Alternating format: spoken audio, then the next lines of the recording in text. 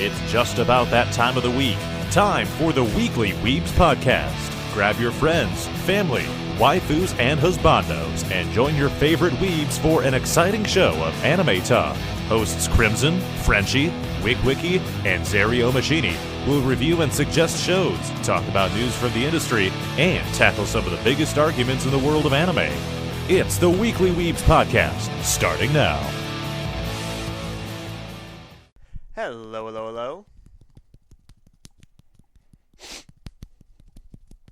Anyways, welcome back to another episode of the Weekly Weebs. I'm once again your host, Crimson, and this time we're going to just be talking about last week's anime assignment, which was solo leveling. I think Higgins assigned it. Yes, and he did. ironically, he is not here today, which is fine. We can still go into it. I know one of you guys watched it before it was assigned, right? I was watching before it was assigned. I had like 2 episodes left. Yeah, And I've also read the manga. Same. guys want to kick it off then? Not the whole way. I think It's gas. I think I've read like 80% of it, but yeah. It's And fucking gas. I fucking love Solo Leveling, and the anime did the manga justice. Dude, I was like, Cole's going to love this.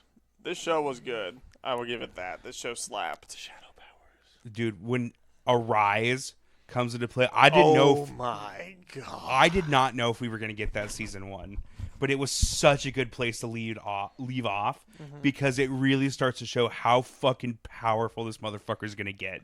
Yeah. Jin Woo-sung is so good.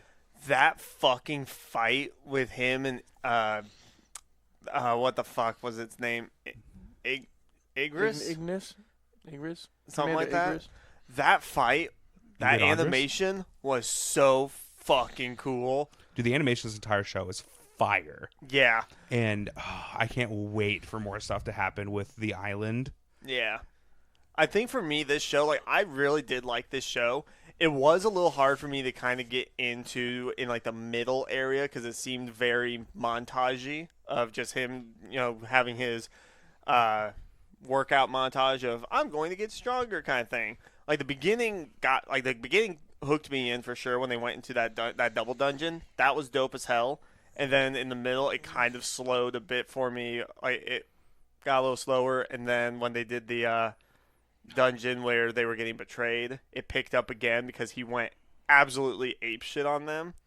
And then it really sold me in when he went to that final dungeon he was in, where it was basically fight and you don't get out until you're done, kind of thing. I thought you were talking. What was the fight where he gets betrayed? Which one are you It's the talking one where he first meets his new business partner, and about? Okay. they were going for all those like magic crystals and stuff. Yep. Yeah, You that know- went hard. You didn't like the one fight with the prisoner and the murderous dude? That's a part of the Oh yeah, that was a good one. That was a good fight. It was hard for me to get too invested in that one because, like, It we shows didn't you get how too- it shows you how powerful he's becoming. What do you mean? well, true, but we didn't get really too much about the other guy that he was going up against. Like, we knew that he'd met before, and then we knew that he was Because paid. he was a part of the people that tested yeah, to see if he reawakened. and then we know that he was paid to kill the prisoners. But like that was it. Like when we first met him back at the hospital, I thought he was going to play a bigger role in like finding out who this guy was, and then it felt like it was just too abrupt for that. But the fight was really cool. I fucked with it hard. But then when the fight against Igris or whatever that thing's name was happened, I completely forgot about that other fight because that one went harder.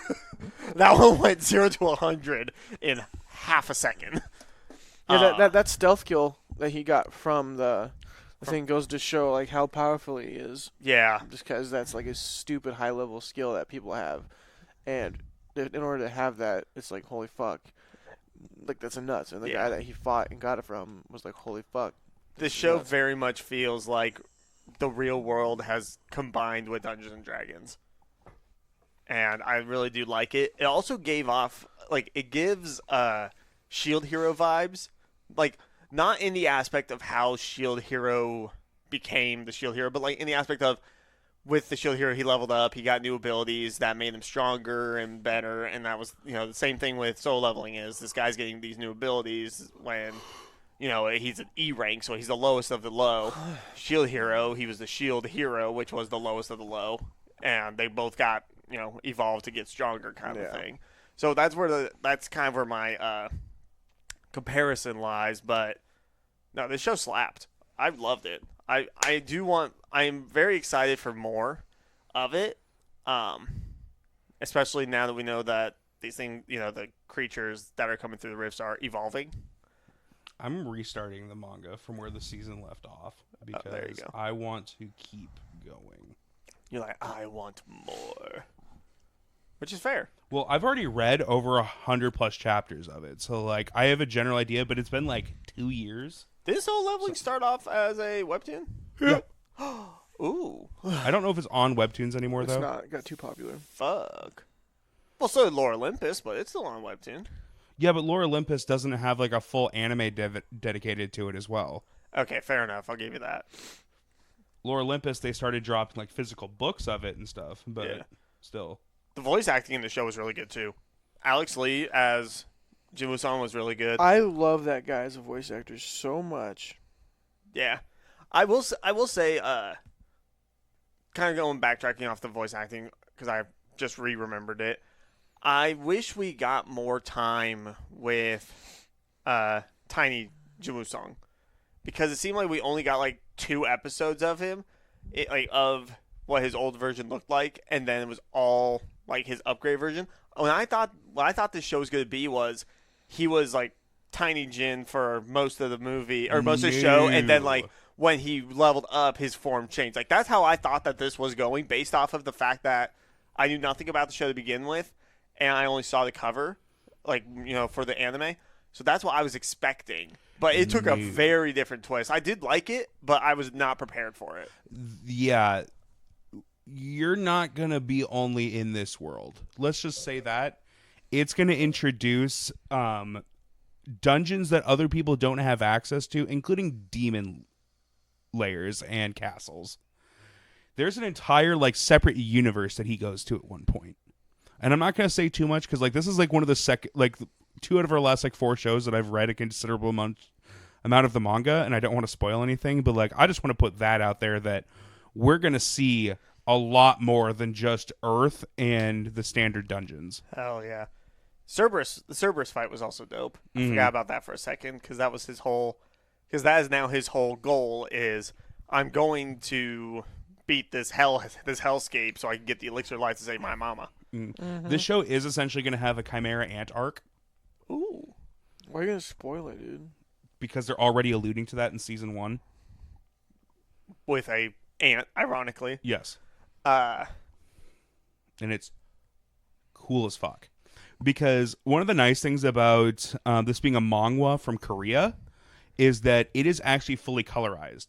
So reading it, you actually are able to see what the animation could look like.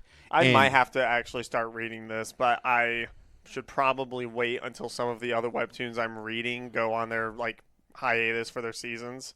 So that way I'm not trying to read two manga, 6 different webtoons, and then that on top of it.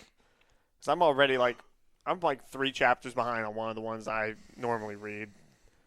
I spent an opportunity to actually get caught up on the others, but I think the only thing I'm reading anymore is One Piece, and I am actually fully caught up. The next chapter comes out tomorrow. oh, there you go. My Hero ends on Monday as well, which is kind of crazy. That is wild.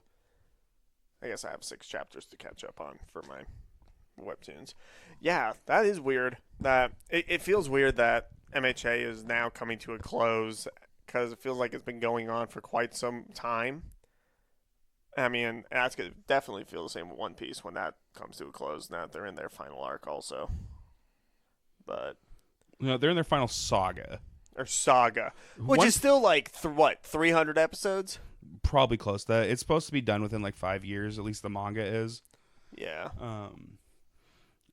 I still love the idea of the dub getting fully caught up, the sub and both of them catching up to the manga, and the One Piece being revealed in the same day For both dub and sub. and the manga. Like they've said that they kind of want to do that. That would be really cool. I doubt it will happen though because of the fact that Wano, the arc that, or the episodes that were dubbed that we left off on, me and Erica, ended Wano, and they were about to enter Egghead. Egghead's not that far in the sub right now.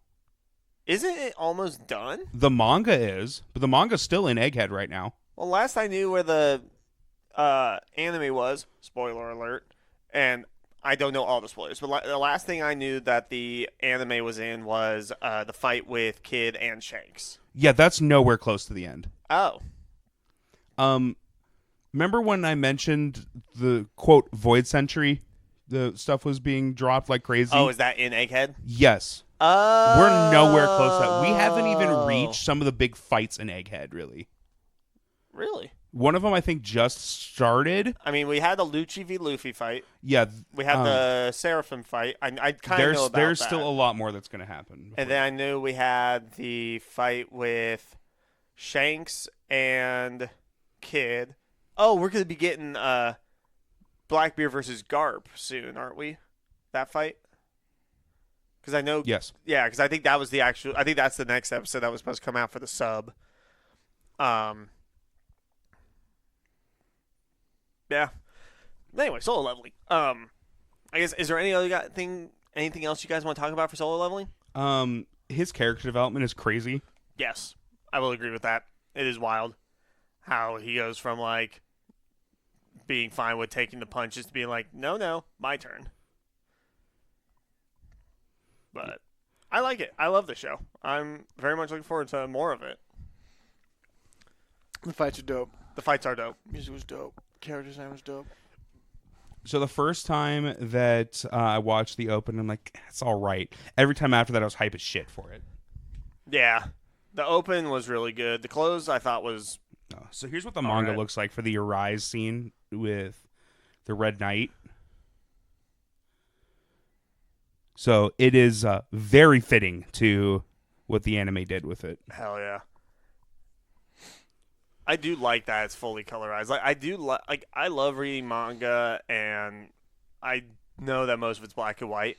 I do like reading the like webtoons or like the things that are colorized because then it feels like it gives it more life to what you're reading. Yeah. Agreed. Yeah. Agreed. Ooh. Any final thoughts, gentlemen? Overall, I think season 1 did a great job of highlighting this change that he undergoes and teasing of what's to come, like knowing the next steps that's happening. Yeah. I like that they introduced the ants in season 1. I really like that we did get to the necromancer part because his shadow army is so fucking cool. Hell yeah. And he's going to get much cooler people than just who he has now. Like, my God, some of the things he gets. And My God, my guy. I'm going to tell you this much. He's going to be OP as shit this entire time. Doesn't surprise me. Like, I don't know how it fully ends up, but I've talked with Gray about it. And the ending's a little disappointing from what I've heard. Oof. But still hype as fuck. Gotcha. Wiki, any final thoughts?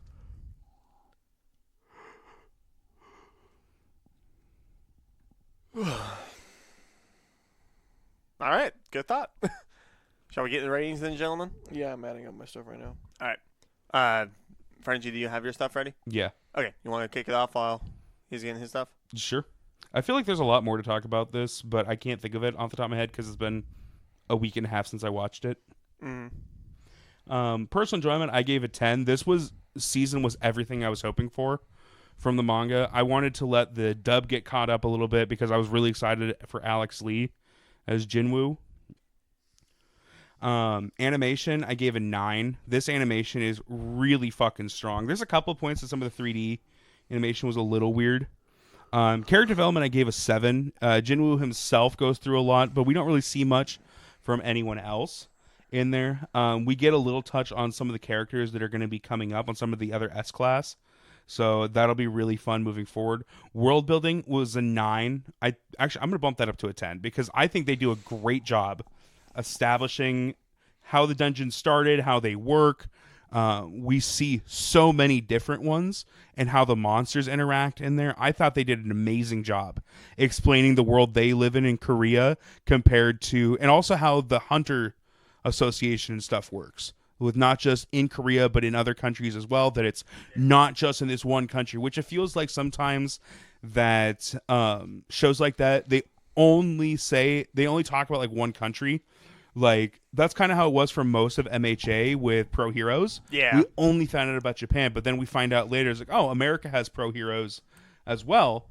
But this one establishes right off the beginning that every country has their top hunters. And I think they do just a great job of blending everything together in Season 1. Soundtrack, I gave an 8. I think the open is really strong. Hype as hell. Music inside the show is also really good. Plot gave a 9. I really enjoy this story. BA performance I gave an 8. Alex Lee fucking kills it in pretty much everything he's in at this point in his career. He is, I think, one of the best, not even up and comers at this point, because he's been around in major roles for at least 5 years. Because obviously Zenitsu's been a huge part of Demon Slayer since it started in 2019. Yeah. But I really am excited to see his career continue to grow and some of the characters he picks up over the years. Art style's a 9. Same thing kind of with the animation. It's really strong throughout the entire first season. Uniqueness is an 8. There's a lot of shows where that power kind of like, comes out of nowhere and everyone picks it up. But this one has a little bit of uniqueness to it with how the dungeons work. I know I've seen other shows that have that same type of, like, oh, a dungeon appeared, we have to clear it before it'll disappear. But I also love that if it's not cleared within a week, it opens and the monsters can come out. Mm-hmm. Yeah, that's really cool. I really think that's a nice twist on it. Recommendability, I gave a 9. Just because it's only Season 1 and it leaves you wanting more, that I would really wait till Season 2 to really get started into it if you haven't started already. But overall, I gave it an 87. Hell yeah. Wiki, you got your stuff up? God damn. I'll take that as a yeah. Yeah, I got it. All right, go for it, man. Personal enjoyment, I give it a 10. I fucking love this show. Animation, I give it a 9. I fucking love this animation. Character development, I give it a 7. I fucking love this character development. I fucking love this character development. Soundtrack, I give it 10. I fucking love this soundtrack. World building, I give it an 8. I fucking love this world building. Plot, I give a 9. I fucking love this plot. Voice acting performance, I gave it 10. Dude, is that a piece of gum on my leg, dude? No, that's your balls. I fucking love this voice acting performance. Art style, I give a 9. I fucking love this art style, dude. Unique, I gave a 8. And I fucking love unique and recommendability, I give a 10. For a total of 90. And I fucking love recommendability. Yeah. All right. I just got so fucking tired. You look dead exhausted. I just had to share because I remembered something I wanted to talk about very, very shortly. The way that everyone just starts abandoning each other in the one dungeon before he gets revived.